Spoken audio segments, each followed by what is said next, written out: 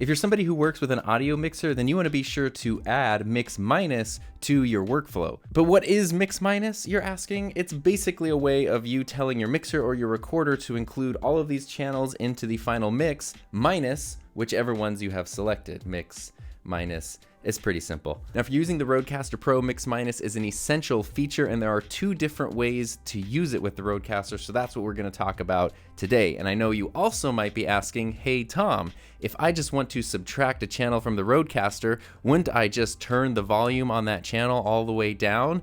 And you would be correct, except there are times when you would want the audio coming in for you to listen to, but you don't want it going out to the final mix. For example, if you're using the Rodecaster on something like a Zoom call or a remote interview, you want to be able to hear the person you're talking to, but you might not want their audio being recorded into it. Maybe they're recording high quality audio on their end, or maybe you're using some kind of software application that's recording high quality audio, so you don't need the Rodecaster, but you still need to be able to hear them to actually have a conversation. In that case, the first type of mix minus you would want to use is USB mix minus, and as use better believe, it's super easy to access. All you need to do is go into, I'll have to stop my recording, so I'm going to switch from this microphone to the Video Mic Pro because I can't change it anyway. All you need to do is go into the Rodecaster's menu, click on Advanced, click on Audio, and then go into Processing. And USB mix minus is right there at the top.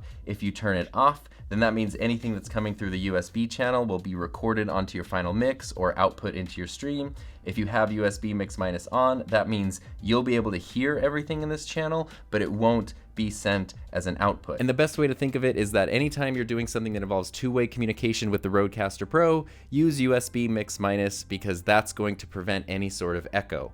If you or the person or people you're talking to hear an echo or start complaining about an echo, then that probably tells you, hey, I should turn on USB mix minus. Now, based on my experience, USB mix minus is the method you're going to be using like 90% of the time. But there is another way to do mix minus, and it involves these mute and solo buttons down here, these Christmas red and green buttons. And so if you're not familiar with these, the mute button mutes a track.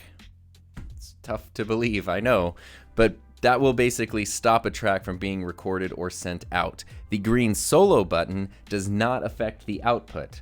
It just isolates a track for you to listen to. So if there's 4 people talking and you push the solo button on one of them, that means in your headphones, you're just gonna hear that one track, but all of the other tracks are still going to be sent out on the stream or put into the actual recording. But here's where there's a little bit of magic, is if you do them both at the same time, you've effectively created a mix minus situation because you've muted a track, which means you've taken it out of the recording, but you've also isolated the track, which means you can hear it while you're monitoring the recording. So say, for example, you're talking to someone on the smartphone channel over the phone or the Bluetooth channel, and they're recording audio on their end, but you still want to be able to talk to them. You can mix minus them by pressing the mute and solo buttons, and then you can also solo yourself, and that way you can hear yourself, you can hear them, but the only thing the Rodecaster is going to record is you, and it's not going to record them. Now, you also might be saying, but Tom, the Rodecaster is a multi-track recorder. Why wouldn't I just use multi-track to do this? And that way I can just take out the tracks I want to use and ignore the rest.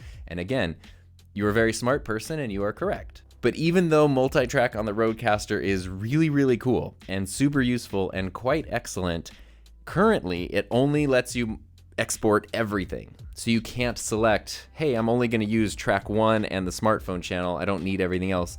You have to export all of the tracks all of the time. And if you record something long that's like an hour and a half or 2 hours, which isn't that uncommon for podcasts and streams and stuff, it can sometimes take like 30 minutes using the companion app to import and convert all that stuff. So by using this method, you can skip using multi-track, keep everything in a stereo file, and still end up with only the isolated audio that you actually want to use on your recording. So it's just a way to speed up your workflow. Now, obviously, if you're using the USB channel, it makes sense to use USB mix minus because that's the most effective way to do that. But if you're using any of the other channels, this method of mute solo plus then soloing whatever else you just want to listen to is really helpful. You don't have to solo your track. You could just mute and solo theirs, but it's going to sound weird to you sometimes because you'll hear them and you won't hear you. I have found that to make myself feel less crazy, it's nice to hear myself talk, and that's why I use that. And those are the two ways of using mix minus with the Rodecaster Pro. So even if you're not a mathematically inclined person, you don't have to be scared of multiplying the quality of your workflow by adding in mix minus equals success.